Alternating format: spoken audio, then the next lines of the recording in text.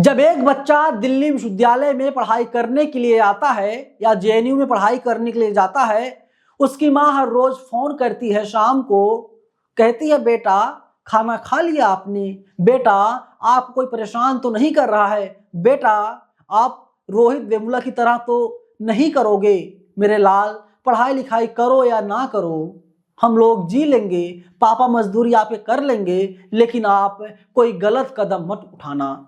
बेटा अपनी माँ से अपनी व्यथा कहता है, पीड़ा बताता है कि देखो माँ, यहाँ पर मुझे परेशान किया जा रहा है, मुझे कदम कदम पर एहसास दिलाया जा रहा है, मुझसे कहा जा रहा है कि तुम चमार हो, तुम भंगी हो, तुम पासवान हो, तुम केवट हो, तुम मल्लाह हो। जाति सूचक शब्दों का प्रयोग किया जा रहा है। मैं अपनी फरियाद लेकर किसके पास जाऊं? माँ रोने लगती है। माँ कहती है कि बेटा गलत कदम मत उठाना, वापस आ जाओ, पढ़ाई लिखाई छोड़ दो।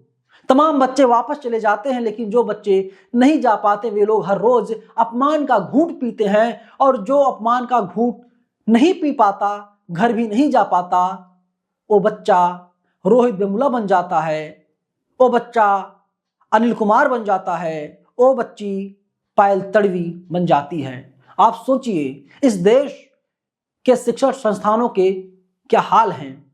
और यूजीसी इसीलिए एक नई गाइडलाइन लेकर के आया है, सबको सम्मान दिया जाए, सबको बराबरी दिया जाए, सबको इक्वल समझा जाए, लेकिन अब इसका विरोध सवर्ण समाज के लोग लगातार कर रहे हैं। यूजीसी का यह साफ तौर पर मानना है कि 118% केसेस बढ़ चुके हैं।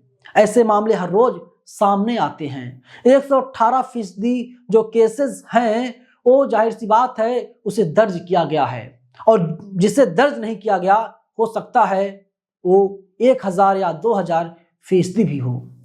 जब सम्मान की बात आती है, अधिकार की बात आती है, बराबरी की बात आती है, तो एक खास वर्ग के लोगों के पेट में दर्द उठना शुरू हो जाता है। हम लोग क्या इसी नए भारत का निर्माण कर रहे हैं? क्या वास्तव में डॉक्टर अंबेडकर के सपनों का भारत यही है? क्या बुद्ध के सपनों का भारत यही है? बिल्कुल नहीं। और अगर एक कानून, एक नया एक्ट वापस हो गया दोस्तों, फिर आप यकीन मानिए अगला नंबर अनुसूचित जाति एक्ट का होगा। मतलब SC ST एक्ट जो है वो खत्म हो जाएगा, क्योंकि इनके मुंह जो है, कहते हैं ना शेर के मुंह अगर खून लग गया तो शेर खून का ही प्यासा हो जाता है।